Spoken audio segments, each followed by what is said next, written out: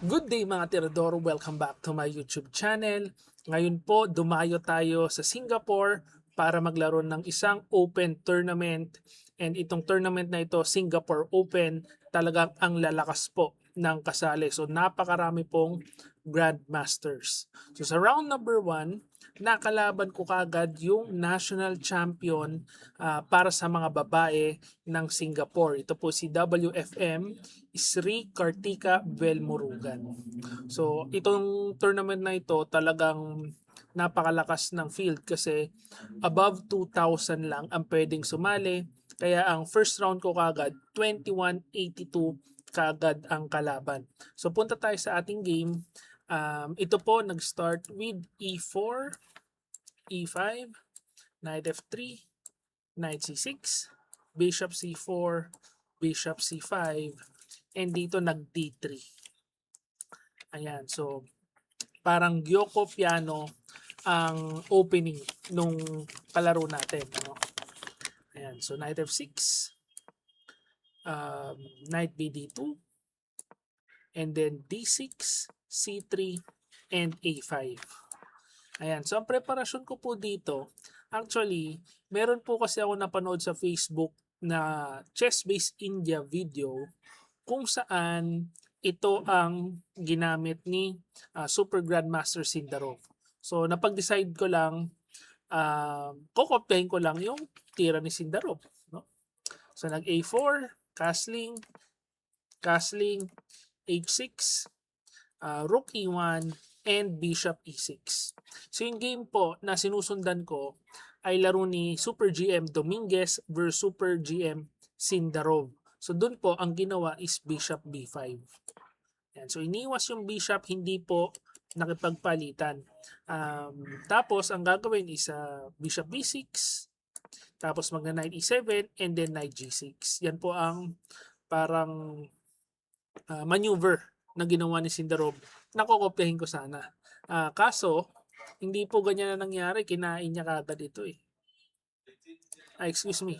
Hindi pala nagganyan, no? H3 pala muna. Ayan. Tapos Bishop B6, saka nag-Rook E1. Ayan. So Bishop E6, Bishop B5 yung sinusundan ko. Kaso hindi po naging ganyan. Kinain.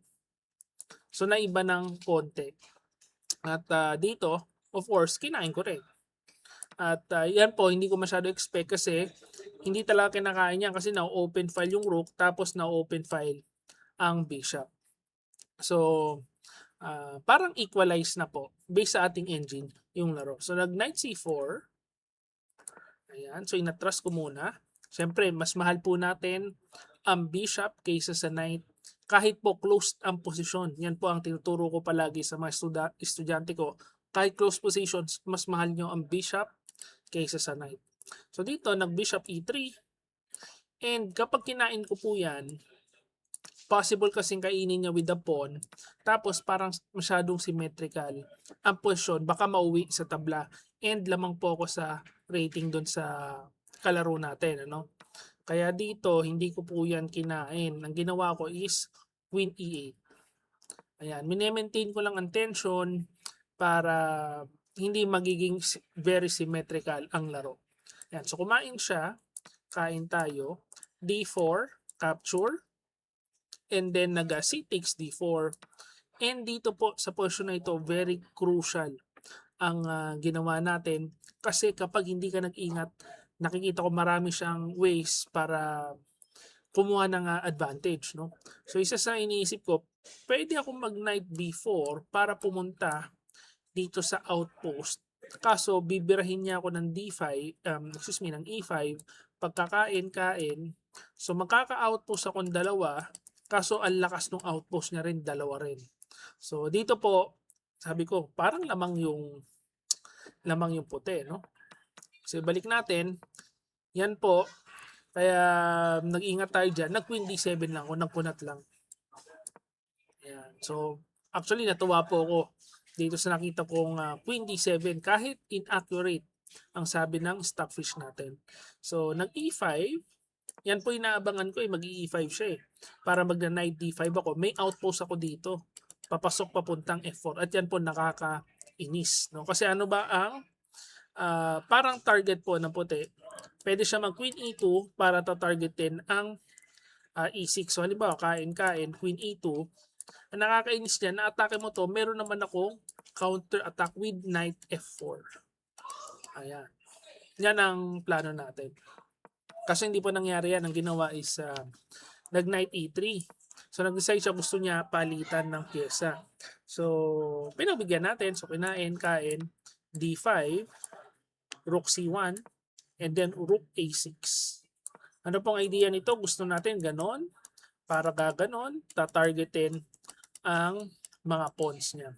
So actually, iniisip ko dito, pwede niyang stop yung plano natin no? With Rook B3. Ang gagawin ko, Knight B4. Ayan. Pero ang sabi ng engine, lamang po ang puti. With Knight H4, grabe naman yun. Grabe na itong tirang to. Kasi yung Knight B4 na yan, ang threat ko niyan is kakainin nito. Pag kinain, babawiin pala dito. So, hindi pala pwedeng kainin. Ayan ang engine na analysis. So, ibalik natin. Nag-Rook A6 tayo. Hindi niya pinigil Kasi nga, baka natakot siya sa Knight B4 tapos matretret ito. Ang ginawa niya is Queen C2. Ayan, so Queen C2. Para may atake sa C7, X-ray attack. So, Rook F7 tayo. Depensa lang muna. Rook C3 and then Rook B6. Ayan. So, patuloy na tayo sa ating plano which is Rook B4 para atakin yung D4. So, nag B3, Rook F4. Ito pala ang pang-atake natin. Queen D3, Rook B4. Double attack. So, nag G3, Rook F8, King G2, and Queen E8. So, actually, ito pong mangyayari dito, yung mga next couple of moves, ang ginagawa ko, pressure ko lang sa oras yung kalaban ko. No? Kasi around dito, parang nasa last 5 minutes siya. Ako nasa 50 minutes pa. Yan. Although equal ang position natin, lamang na lamang po ako sa oras. So, Queen E8, na Queen E3, Queen G6, Rook E1, Queen F5.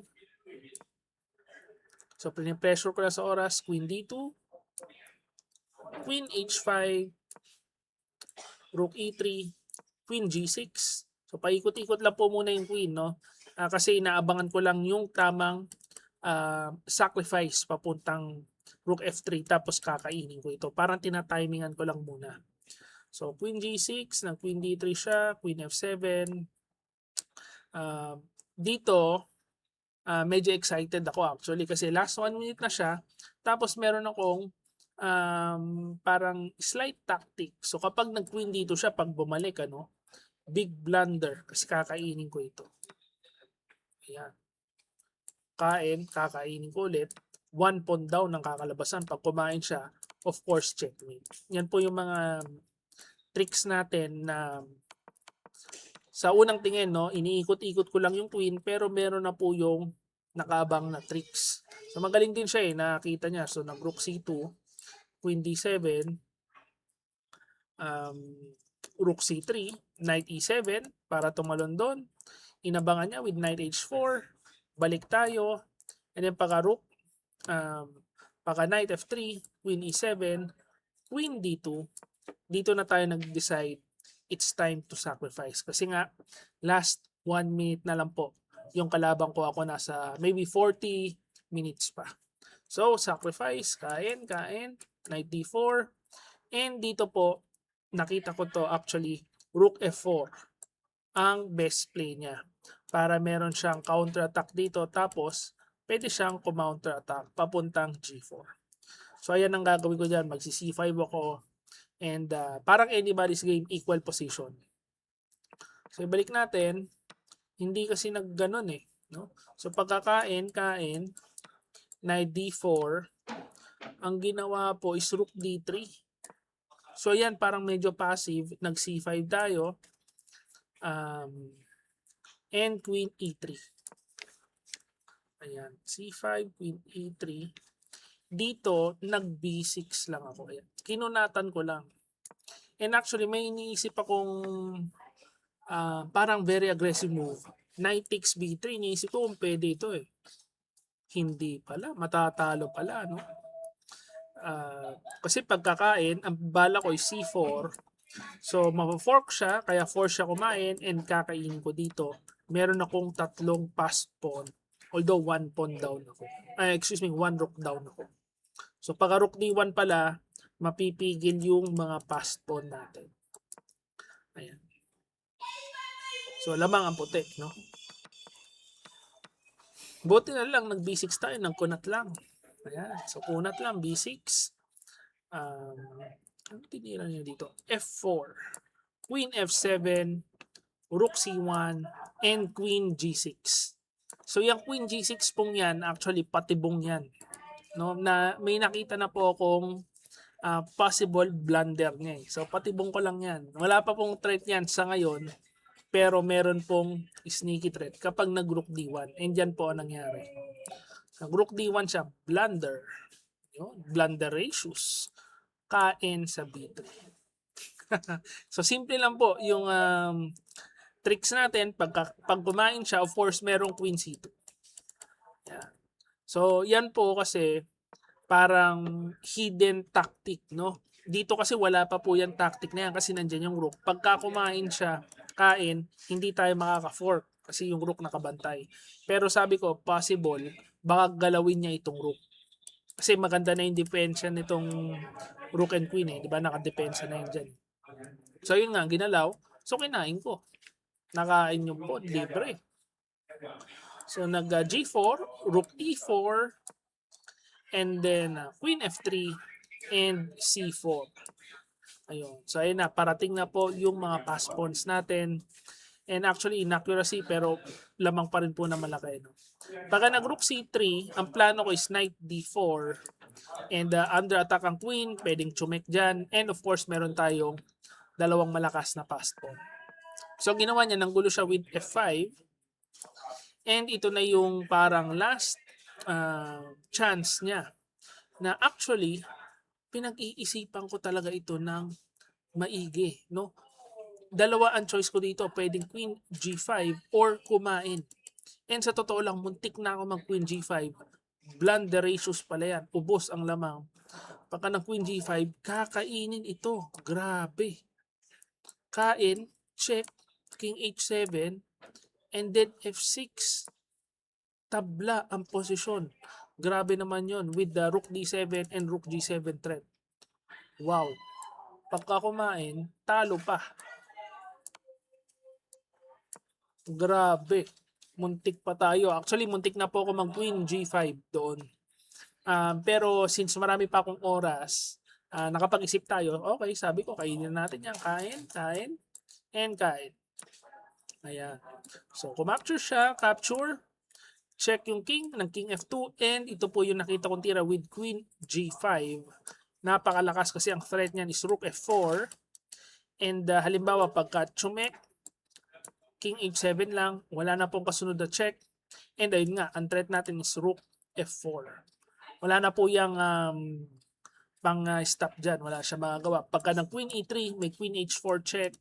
Under attack ang king. Pag umiwas, huli sa rook E4. Yan po yung mga nakikita ko na analyze ko. So, dito ang ginawa niya pa king H7 ng rook F8. Buti na lang merong key move with knight D4. Under attack ang queen. Wala na po magawa kasi ang dami na pong paparating na atake. So, kumain na lang, kain, queen F7, and dito na checkmate na siya with queen D2 check.